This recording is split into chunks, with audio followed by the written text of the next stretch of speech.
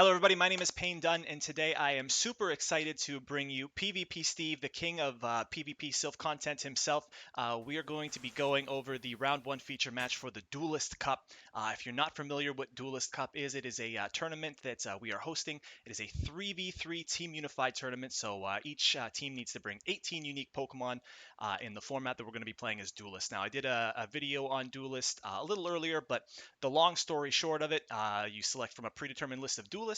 Monotype Pokemon are banned, and all of your non-duelist Pokemon can't share a typing with your duelist type Pokemon. If it sounds complicated, that's because it is. You wouldn't believe it, but there's a team building can definitely be an experience, especially when you need to have 18 unique Pokemon. So we saw a lot of diversity in teams that were brought to this event, and we're going to take a look at some of them now. So transitioning to the feature match that we have for round one, we have Trio versus Skilled Warriors. Steve, these teams are two of the best teams in the event, hands down, absolutely stacked on every front. Why don't you give us a brief rundown on Skilled Warriors and some of these players? Okay, these three players are just like, as you said, some of the best players in the world. I don't know how, but this is just stacked. There's so many just battle wins oozing out of the screen right now from both sides. Roger Chen, I believe he was running around in the APAC Continentals, doing a pretty darn good job as well. And I think, look, I think personally I'm more familiar with the trio side of the forest, and I know that they're really good. I think Skilled Warriors are going to be a fair matchup to take them on, to say the least. Yeah, absolutely. We got every single player on both of these teams is top 10 in their respective country on the Silph PvP leaderboard. So these games are going to be no joke. We've got the Canadian 5 and the Canadian 7. Nesabethan is the current UK 4, I believe. Roger Chen, the Indonesian number 1 for sure. I don't even think it's a competition. He's consistently at that at that top spot, no problem. And then Hareluyaboyz, I believe number 1 in Czechia as well. That may be Matyzs top Chechen leaderboard, but either way, all of them top 10 in their countries, all of them top 200 in the Stealth PvP leaderboard overall. Um, Hello, Steve. Hello, Steve. One quick question: Roger Chen 40 is number one in Taiwan, Taiwan, not not Indonesia. Indonesia, not Indonesia. I'm Taiwan. so sorry, Roger Chen. I was looking at the Indonesian leaderboard right before we started this video, and I'm so sorry, Roger Chen. I got them mixed up. But either way, we can jump right into the teams. We can see that we've got unique duelist picks and unique duelist pairings across the board. Starting with trio, we've got Dragon Silk rocking the Frostlass and Scrafty duo, which means that the rest of his team cannot contain Dark, Fighting, Ghost, or Ice types, and you see you've managed that just fine with the Wishcash, Pelipper, Galvantula, and Ferrothorn. This team is super stacked, very, very bulky. Nesabethan opted for the Medicham Mandibuzz combination, one of the most popular combination that teams decided to go for in this event. Both Pokemon, again, high up on that bulk tier list, offering a lot of coverage in their typing and in their move pool. And then we've got the Nidoqueen, Empoleon, Roserade, and Jellicent.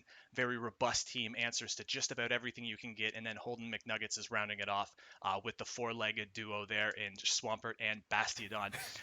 And also dropping the only Articuno in the event, one of my favorites for sure, rounding the team off with Gallade, Tropius, and Haunter.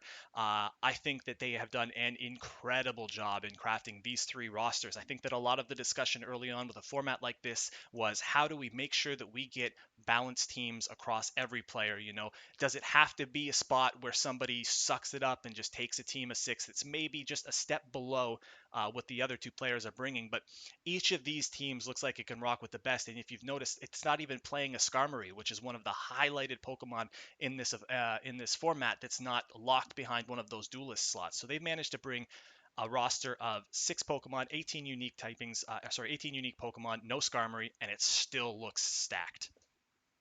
Yeah, and I mean, I'm just like staring at HoldinMcNuggets team at the moment because like there is. It's just so squishy. There's so much squish everywhere. Gallade can barely take a hit. Articuno can barely take a hit. Haunter can barely take a hit.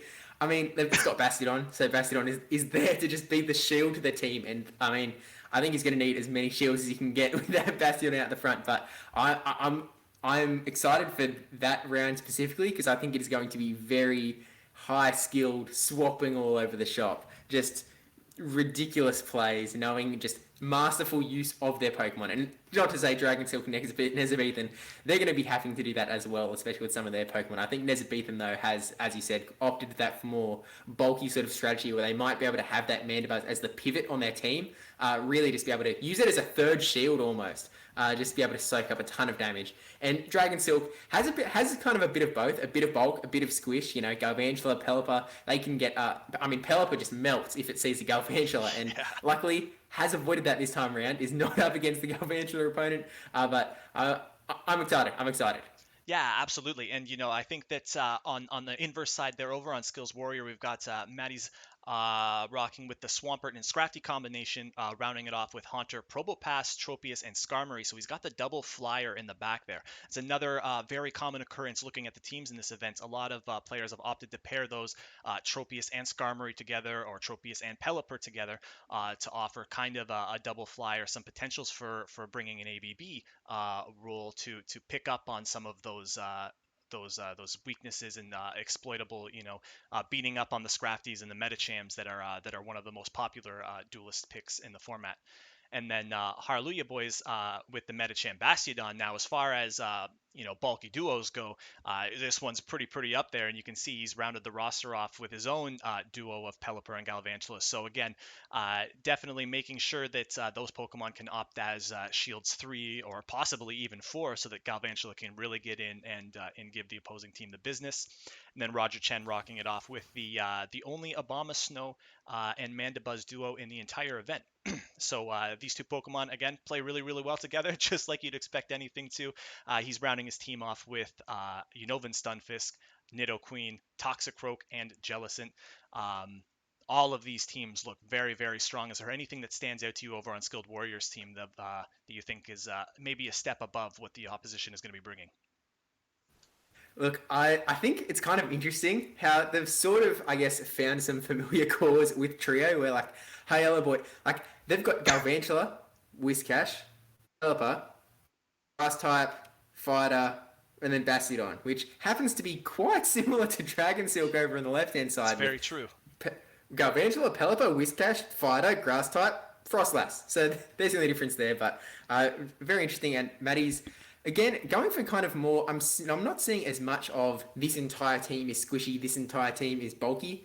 On the Skilled Warrior side, it seems a lot more sort of fluid. You've got some bulk in Probopass, you've got some squish in Haunter, same thing with the Galvantulas, the Pelippers of the world, they're hanging around, Bastiodon's hanging around. Mandibuzz had to make a showing. Like, I think Mandibuzz has got to be one of the most popular duelist picks to appear on all the teams. I don't have the statistics on that, but Mandibuzz is just such a powerful Pokemon, with so much bulk. And that pairing with the Bombasnow is definitely pretty interesting, because you've got that, like, hard-hitting spam pairing with the bulk that could be pretty interesting. And I'm seeing Abomasnow is actually going to be pretty decent up against HoldinMcNuggets team. I'm getting a little bit ahead of myself, but I think Roger Chen is definitely going to be putting him to the fire. Oh, absolutely. Speaking of getting ahead of the gun, our first matchup that we're going to take a look at today is going to be the Dragon Silk versus Matyzs team. Of these matchups, just based on the teams themselves, what the rosters that they've brought to this event, what do you think is going to get the edge over the other? It's hard to say. I am really liking Dragon Silk's Frostlass. As long as, like, it's obviously got some things to avoid. Probopass is a terrible, awful matchup. You want to avoid that at all costs. And Haunter is the other one that can be a little bit scary. Especially if, like, you're going even. If Frost has a bit of energy, then, whoop-de-doo, you're actually in a little bit of a better spot there. But Haunt is still a very scary Pokemon. I'm kind of really expecting Dragon Silk to bring the Scrafty out, because it's pretty decent up against a lot of Matyzs' team, with, again, some losing matchups. I feel like there is, like, there's an inkling. There's the potential for this to potentially be a little bit RPS in this particular matchup, I feel. And I think that is actually a little bit symptomatic of a Probopass. Whenever Probopass comes around, it can lend itself to some very strong matchups and some very weak matchups. Although, in saying that, Probopass is going to be actually... In saying that, Probopass is going to be a really RPS Pokemon to bring, because it's going to lose really hard to Whiscash, lose really hard to Scrafty, win really hard up against Frostlass, do nice up against the Pelipper, and then Yeah, it's going to be interesting. I think it's going to be a little bit dependent in this matchup on who brings what Pokemon these first games. Yeah, absolutely. I can't help but agree. I think that that the Wish Cache in particular in this matchup is going to be holding a lot of the bulk as long as Dragon Silk can keep it away potentially from a series of Leaf Blades coming out of that Tropius. I think that the Wish Cache is going to be taking a brunt of those charge moves. We'll see how often that Pokemon in particular comes in, but it does look like it lines up pretty nice, especially against the Haunter and the Swampert potentially if he can get a shield or energy advantage on it as well. So without further ado, we'll go ahead and hop into this first game. We could talk about these teams and we could talk about the theory behind the matchups for ages and ages and ages. But we'll jump over to our first game. We've got Dragon Silk versus Matyzs. Let's hop into it. All right, going straight into it with the Skarmory lead up against the Whiscash, which is kind of back and forth a little bit. A Brave Bird would do a ton of damage to the Whiscash, whereas a Blizzard back from the Whiscash is definitely going to be adding up onto the Skarmory as well. So it's going to be a little bit of a game of baits here, where the Skarmory is going to go for Sky Attacks or Brave Birds. Dragon Silk deciding to call the first Blizzard and does call it. That's a good shield. Really nice play. It's a really good shield. And Dragon Silk going for the Sky Attack. Is this going to work? Gets the Sky Attack through, wasn't able to call the bait. But I do think that given what potentially Matyzs could have in the back, or sorry, what Dragon Silk could have in the back, I think even if it is a Brave Bird, maybe the first one's kind of safe to let go no matter what. You've already built up a shield advantage, or sorry, rather you've already shielded the Blizzard, giving you a significant advantage in this matchup in general. And you see that he's able to let that second Blizzard go through no problem. Okay, letting it go, and another charge move coming through. This could just be Whiscash's attempt to get some energy through, weaken it down a little bit. So, actually, we're seeing this swap into Galvantula. Maybe they were hoping that they could get like a Volt Switch through and take the thing down, but does hang on, able to get this Sky Attack off before going down, forcing a shield out of the Skilled Warriors. Seeing the Probopass come in, just ready to wreck away. This has got to be a lunge, right? Oh, Discharge. Okay. Interesting. So Discharge isn't going to do much. But if you went for a lunge, it also wouldn't do much. But I guess you'd still get the debuff. But I guess it is kind of adding up here. Propass is getting a little bit low. Absolutely. Ooh, does not want to eat those rock slides at all. We'll have to see what's in the back if Dragon Silk decides he wants to bring that Wish Cache back in to try to do some chip. He does. The rock slide is going to catch it though, and that is going to say goodnight to the old Wish Cache. So whatever Dragon Silk has in the back, it's going to need to do a lot of work here.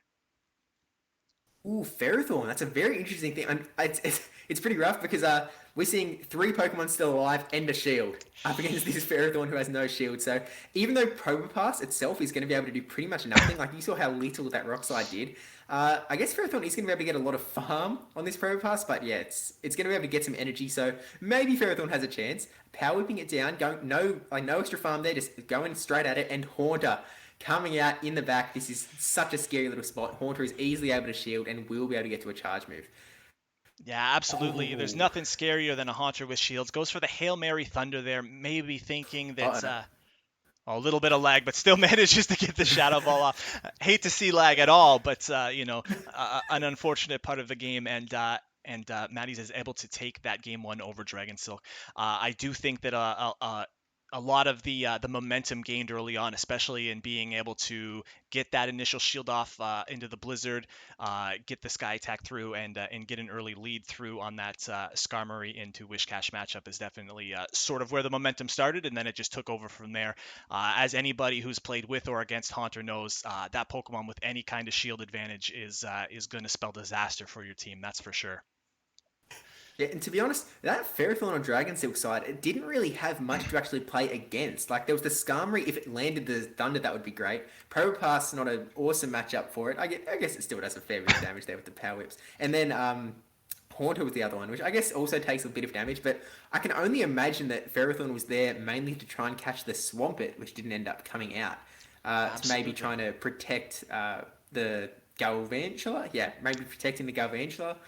100%. But didn't end up playing out. So kind of interested to see how Dragon Silk might adjust their team going into game 2. Definitely. I think not finding a solid home for the Ferrothorn was definitely a detriment. We'll see if Dragon Silk makes any adjustments. We'll go ahead and hop right into the second game, though.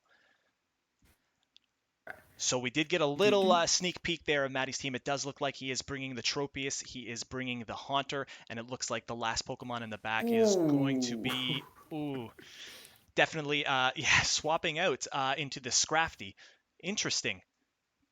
That's a Steve, what do very you think of interesting this swap swap? because yeah, because it's still taking super effective damage from the fast move. It's still going to take super effective damage from these charge moves. It's really rough, and I mean, look how much damage that did. This Scruffy's almost gone, and this was a swap in. This is what Dragon Silk wanted to bring into this matchup. So, gonna eat a foul play, but Tropius can tank that all day long. Well, not all day long, but it can definitely tank one. Not the second one, though. And Scruffy's almost gone now. Actually, ooh, okay. Calling the power up punch?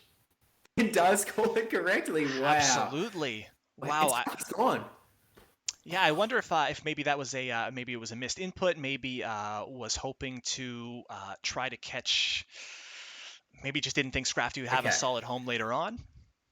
There's a possibility that they were trying to not bring in their hard counter straight away. So it looks like Galvantula was kind of the only one on their team that did do like pretty well, assuming they've got maybe, well, we know what they've got in the back. So maybe they were just hoping that Matty would swap out, but unfortunately did not see that take place. So seeing the Whiscash swap in to come in on this Scrafty, these foul plays are going to be adding up onto this Whiscash, maybe just calling that they're not going to shield first up. And yeah, I mean, Whiscash doesn't really need to shield, but there are still both shields on both sides, so they've got room to play here.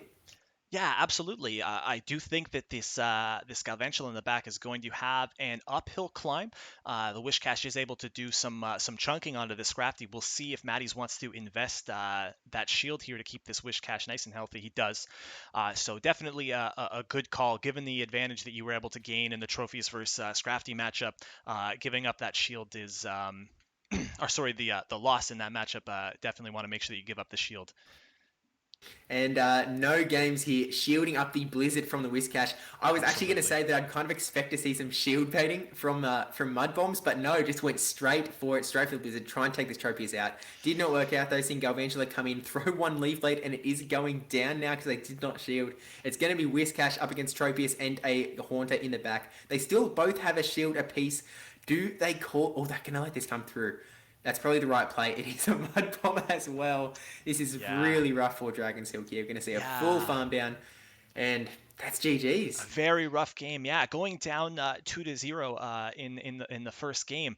I do definitely think that the only way out was that Hail Mary Blizzard. Maybe it can clip the Tropius if they decide that they want to save both the shields for whatever's in the back. Maybe you can cobble together a win there. So I do think that maybe it was the best call. But given that how the format works in Team Unified, every single one of these games matters. So even though Dragon Silk starts this match off particularly down 2-0, he's not out of the woodwork yet. Every match win that he can get for his team is going to count to the overall cumulative score. So it is a best of 9 format. So whatever team can walk away in the best of 9 is going to win regardless. So every single game matters, and any extra wins that the Dragon Silk or anyone can sneak out of their best of 3s is going to count in the long run. But And either it's way, kind of actually also important that a 3-0 is so much more devastating than a 2-1 because in a yes. 2-1, you essentially have a 1 game advantage over your opponent, whereas in a 3-0, you get a full 3 game advantage. It can be very devastating. So Dragon Silk really needs to kind of push that last game back so they can kind of get in a much less disadvantageous position. And so in that game, actually, I was kind of seeing Dragon Silk was running AAB line where their B was the only thing they could counter Tropius with. They had two things work to Tropius. They happened to lead one into it, and I mean, I'm sure that he did not think that Tropius was going to be No. coming out as the lead. Maybe hoping that Skarmory again, so that Whiscash would still have some play, and then would be able to come with the Galvantula, get some farm, take it down. But it just unfortunately didn't work that way. I think it was quite possibly the worst lead that Dragon Seed could potentially see on the entire team with the Abs- lineup they had, which is really rough. Yeah, absolutely, and I do think that the Wishcash lead overall is a fairly good place to be. I think that the Tropius is really the only thing that you absolutely definitely hate to see, and I think it was just a flip of a coin. Maddie's decided to bring the Tropius in. It found itself in a great spot, was able to keep alignment and clip that game too.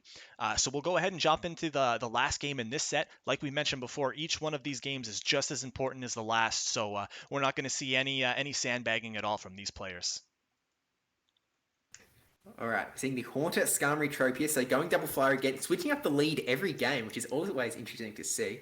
So Absolutely. Haunter lead and the Ferrothorns. This is actually a really interesting matchup. Hmm. Haunter isn't like neither of these are doing super effective damage to each other. In fact, Grass is resisted by the poison typing on the Haunter, but Haunter can do so much damage with these Shadow Balls, but it's really squishy, so it takes a lot of damage back. So interested to see if they're going to shield up the first Shadow Ball. Does shield up? That's a little bit rough for Matyzs here. Yeah, absolutely. Dragon Silk has been calling these early shields really well this game in general, or this whole set. So deciding not to shield on the Haunter, probably going to try to see if he can get through one last Shadow Ball. I have to assume here, either going for a Shadow Ball or maybe potentially farming up to double Shadow Punch. We do see the double Shadow Ooh, Punch here, so we'll see. okay. We'll see if it's gonna. I doubt it's gonna get the last shield, but it is going to force something because this second Shadow Punch is either going to get shield advantage or switch. One way or the other, something is going down here and does let the Ferrothorn go. So you're going to bring in something, going to get the tiniest little bit of farm on this Haunter. Ooh, okay. Brings in the Whiscash. I only assume that Tropius is going to be coming out here as opposed to the Skarmory. And, oh, whoa, whoa, whoa. Ooh. We're actually seeing, okay, that's really bringing out the Skarmory, baiting out the Galvantula, and now in comes the Tropius. Very It's interesting. kind of interesting. Yeah, very interesting. I definitely would think that making sure that you can keep that Tropius on that Wish Cache is definitely a place that you want to go. I can't help but to think that if Maddie's led into the Tropius here, then swapped into the Skarmory in response to the Galvantula, it might have been a little bit of a better spot to be in. But we'll see what happens here in terms of these players, what they want to do with their last shield. So we do Okay, see the so last last shield. shield going up on the Galvantula. Now getting an aerial ace off, which is really nice. Looks like that Galvantula is potentially going for a full farm down here. This isn't going to be enough to take it out. It is going to bring it pretty low though.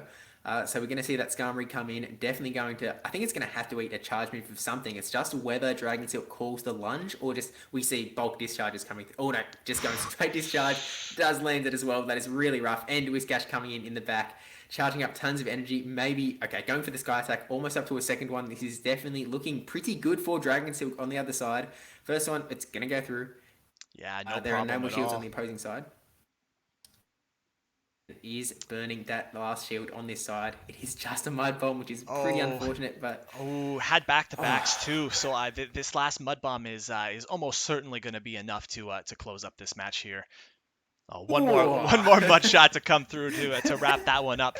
So the game one ends in a 2-1 lead for Skilled Warriors. So definitely and lagging behind a little bit early on. But it doesn't take much for these entire sets to be flipped on their head. We've already seen a few times in this event teams needing a 3-0 in that last spot to win, and teams getting that 3-0 in that last spot to win.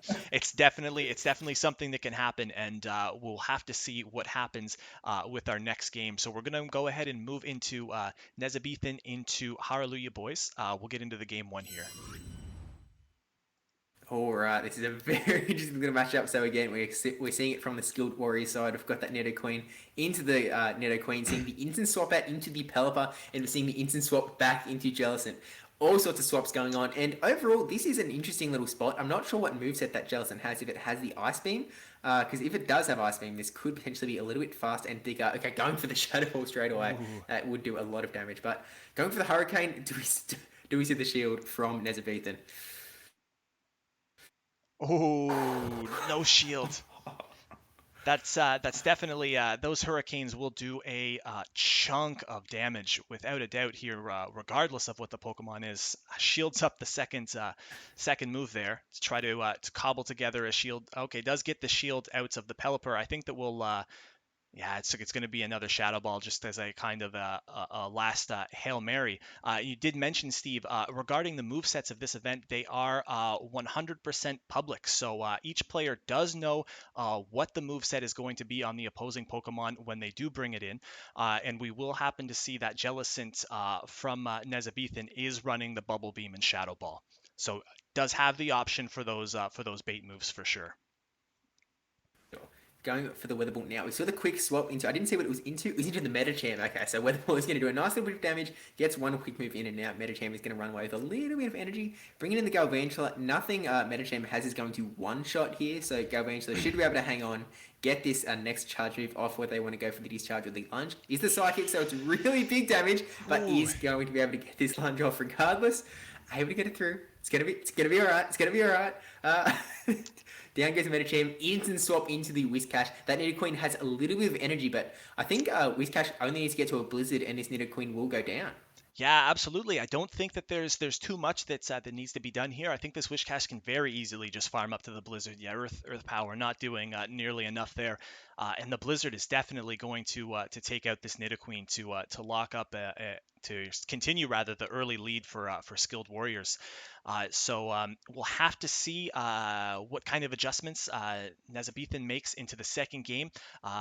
Maybe playing the Jellicent into more of a trying to land some of those early baits with the Bubble Beam rather than the Hail Mary Shadow Balls.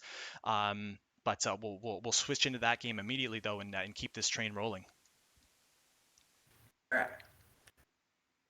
Do we see the swap out? Oh, we're seeing Bastion coming into a Roserade lead. That is a really interesting spot. It's not a great spot for Roserade. It does have that Fire Weather Ball, so it should do a little bit of damage to Bastion, but it's not heaps because it is that Steel and Rock typing. But, it's going to slowly add up. Oh, whoa. The Leaf Big Storm. Leaf Storm swap. Wow, that is awesome.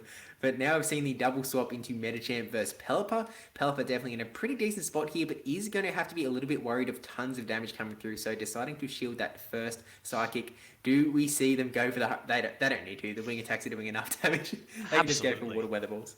100% manages to shield the Psychic too, and these Weather Balls are going to take out this Medicham, no problem whatsoever.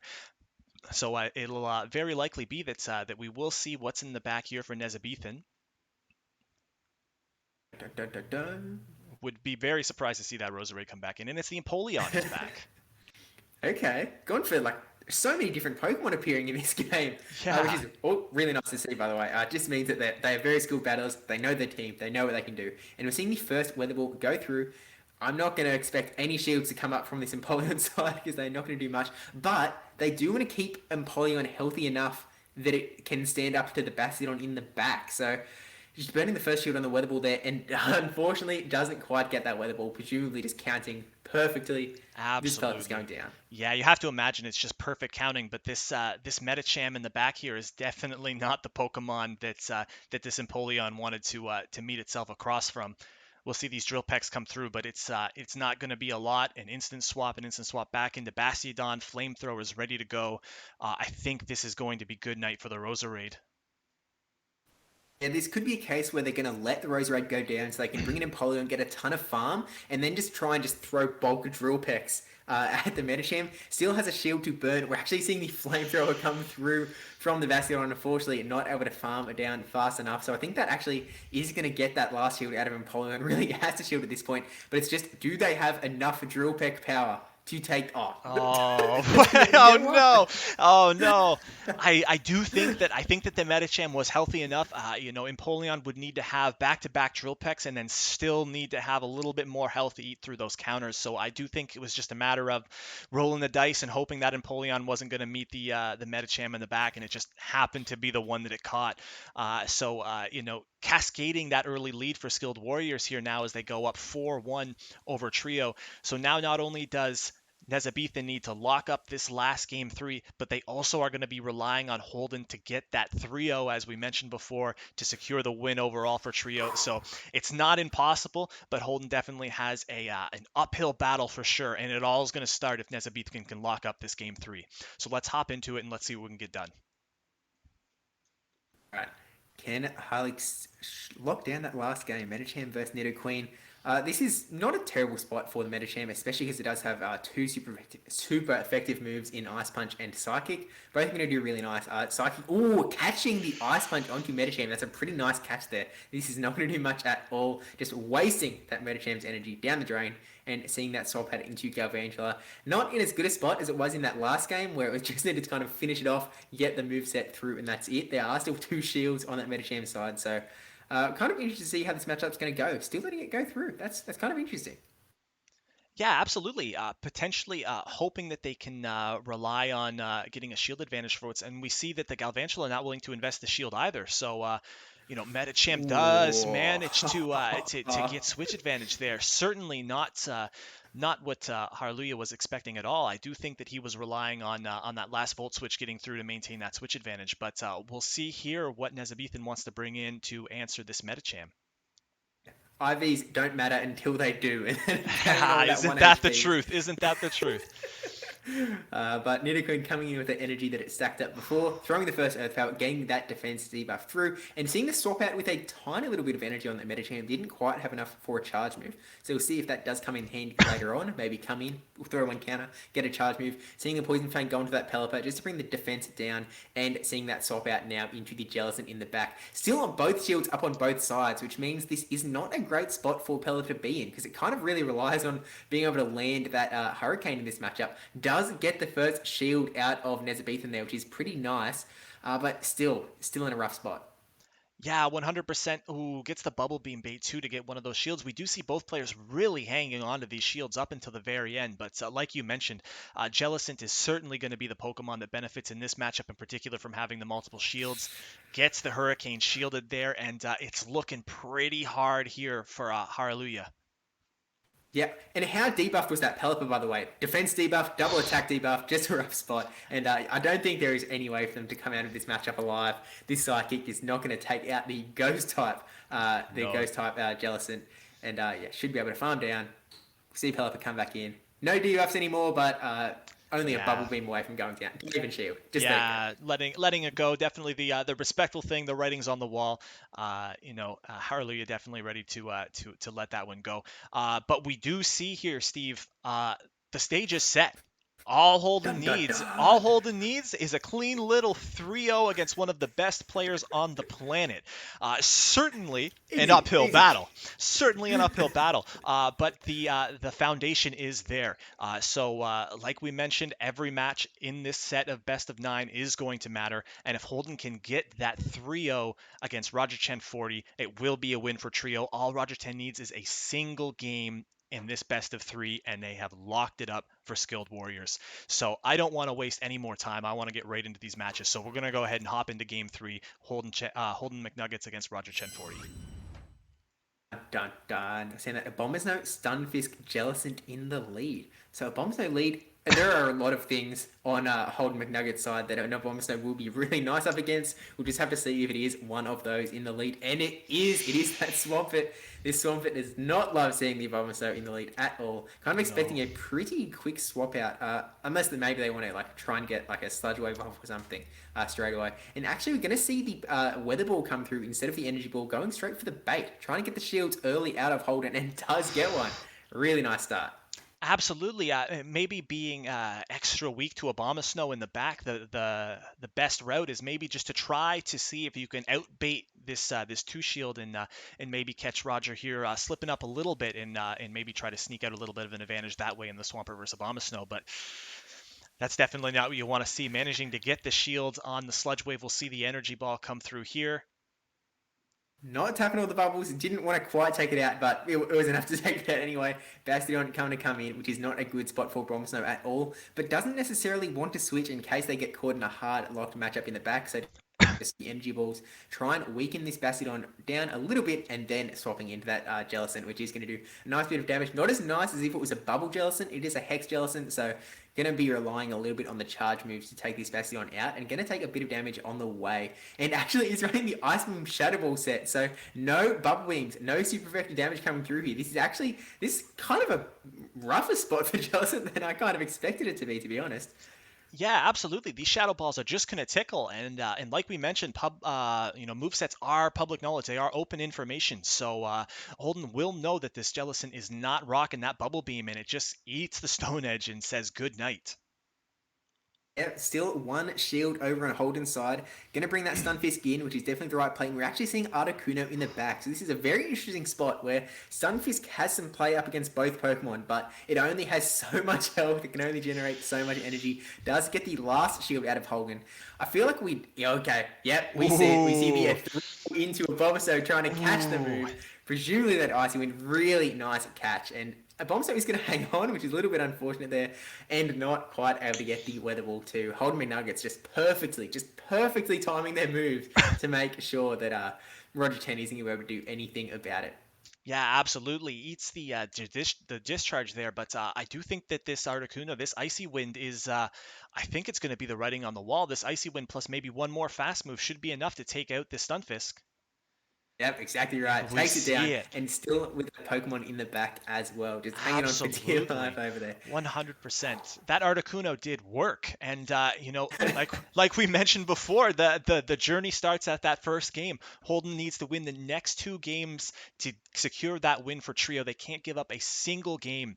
I'm very interested to see how Roger adjusts the team that they bring. I definitely do think that the Abomasnow lead is still the place that you want to be, especially seeing it into a Swampert. But that Articuno with that Bastiodon to support it and tank some of those charge moves, definitely was able to put in quite some work, especially against that Unova Stunfisk.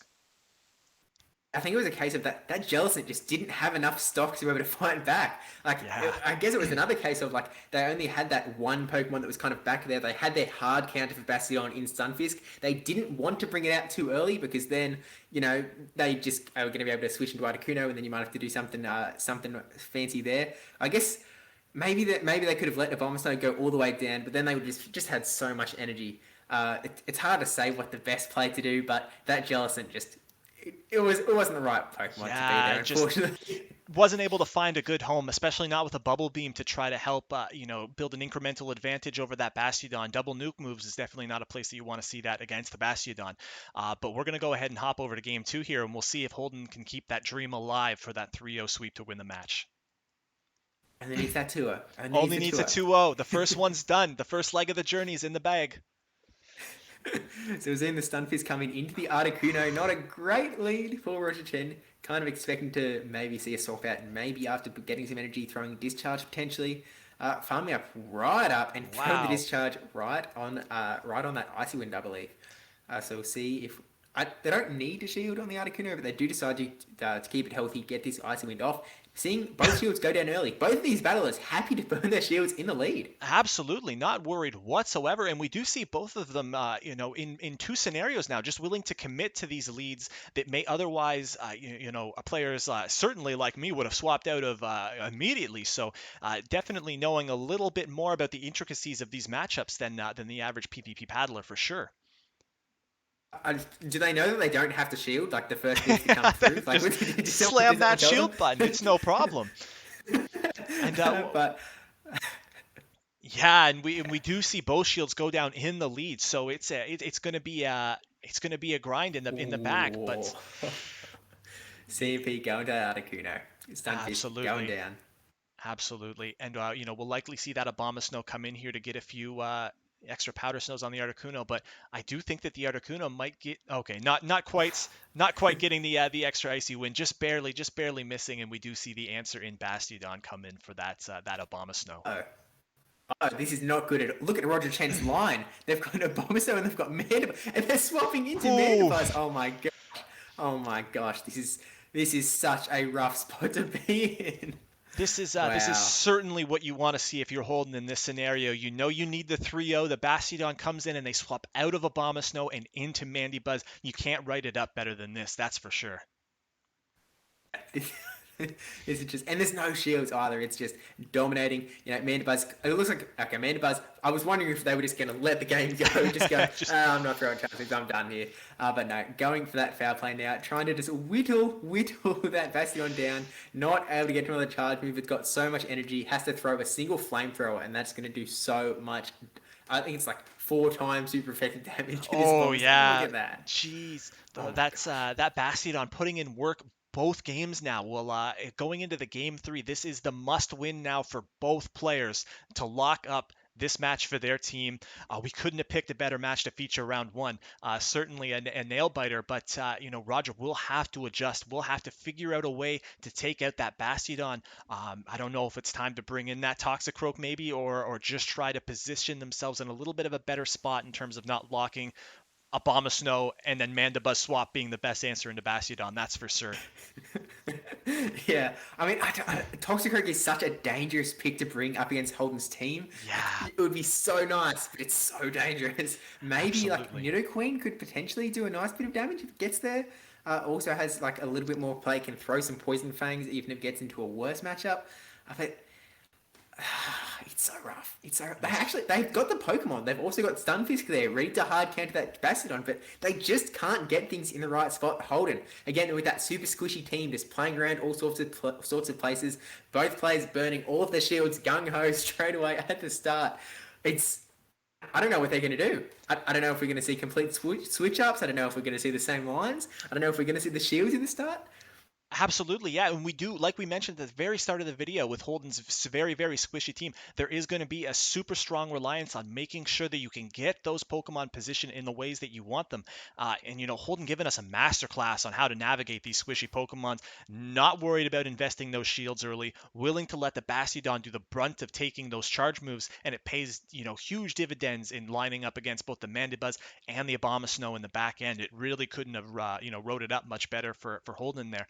But we will have to see, like I said, this is the decider for the whole match, this game 3. So I don't want to keep anybody waiting any longer. We're going to go ahead and hop into game 3. Pressure's on. Ditching the Mandibuzz, going for the Abomasnow, Stunfisk, Jellicent.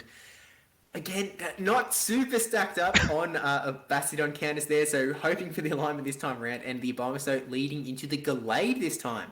This is a pretty interesting matchup. Gallade's a very squishy Pokemon, so it does take a lot of damage from the Weather Balls, but able to use these confusions to get energy really fast. Already added Leaf Blade, one more, it's out of close combat, so now has to be scared of the close combat coming straight through, and we know what they're going to do. They're going to burn the shield straight away. Absolutely.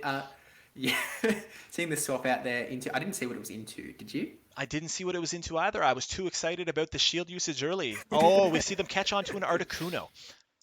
Yeah, that's pretty nice, Articuno. Deciding to not burn the shield there, which is very out of character for both of these battlers. Yeah, absolutely. Ice Weather Balls are going to be adding up onto this Articuno, already down into the red and has another Weather Ball ready to go. Surely we're going to see the shield come out from Holden this time. Surely. Come on. Yeah, there we go. We do see the shield committed. Wow, what a great catch. Oh my gosh, that is superb. Roger not missing a bit, catching the Icy Wind on that Jellicent here, still keeping that Stunfisk nice and healthy in the back to make sure that he's got that answer for Bastiodon. If the Bastiodon's there, like I said, the movesets are public. We're likely to see it come in here. Yeah, and now that this has been double debuffed, these Shadow Balls are going to do even less than before, and it's even less. Look at that. You would think Shadow Ball was this big nuke move that does so much damage for everything. That was nothing. That was like Tickles. A counter's worth of damage. It tickles. Absolutely. We do see a little bit of lag here. Yeah, it looked okay overall. I don't think Jellicent is going to be able to do too much against this Bastiodon. No, I don't think regardless. so either. And the Stunfisk does come in. Counter. Okay, so the switch timers are desynced, so gonna stay in this matchup for a little bit, but Bastiodon is gonna be able to run away eventually. Yeah. And that is not great news for Roger Chen. Absolutely, definitely. Maybe wanted to try to lock this Bastiodon into this matchup a little bit earlier, and there we go. We do see it, bid its farewell and swap into this Gallade here. Leaf Blade is going to do a lot to Stunfisk, so deciding to burn the shield there probably correctly. Going to be able to get a discharge off onto this Gallade. Again, a very squishy Pokemon, so it does take a lot of damage from pretty much any charge move. Absolutely, so he's going to burn the shield there. And no more shield left in play. This one's really coming down to the wire. We do see the Mud Bomb come off here. Is this going to be enough to make a meaningful impact on the Gallade? It is. Wow! Oh my gosh. It what didn't do catch. Enough. It hung up 1 HP, and then we saw the catch into the other Pokemon that had no health left. Oh my gosh. Stunfisk coming back in, getting that little bit of farm. In it comes that Bastiodon, ready to get a charge move off onto this fairly low health Stunfisk. It's not going to be enough to take it out, I don't think. No. We are presumably going to see the Mud Bomb come through. Ooh. Oh my gosh. You saw the attempted catch. Yeah, trying to get a catch there. And this Mud Bomb's going to be enough to wrap it up there. Oh my Roger god, taking Chen. it back for the win. Roger Finally Chen. getting the revenge. Absolutely, Oh really my making us gosh. wait to that last minute to see that skilled warriors come through. They started off with such a huge lead going up into 4-1, and we almost saw the clawback from Trio. Holden really put in work there into that matchup. But those catches from Roger Chen were just beautiful, artistic almost. The adaptation to notice that the mud bomb wasn't enough to take out the Gallade, remember the counts on the Gallade, and recognize that he needs to catch this now because the Gallade has the Leaf Blade ready to go. I mean, it's harder to earn a win more than that. That's for sure. Again, number one in Taiwan.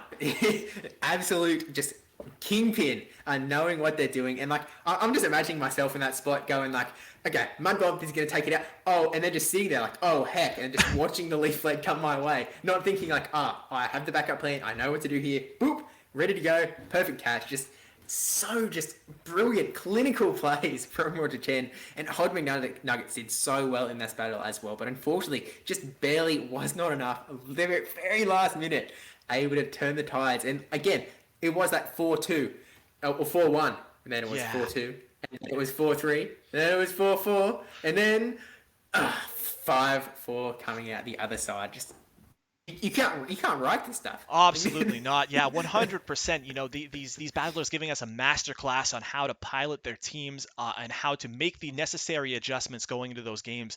The formula for this matchup was always going to be making sure that they can get that answer on that Bastiodon, that hard counter on that Bastiodon, making sure that they can maneuver themselves in a way that Roger can, have a strong, dedicated answer for that Pokemon, given that it is so strong against so much of the roster. But in that game through, managing to make it work.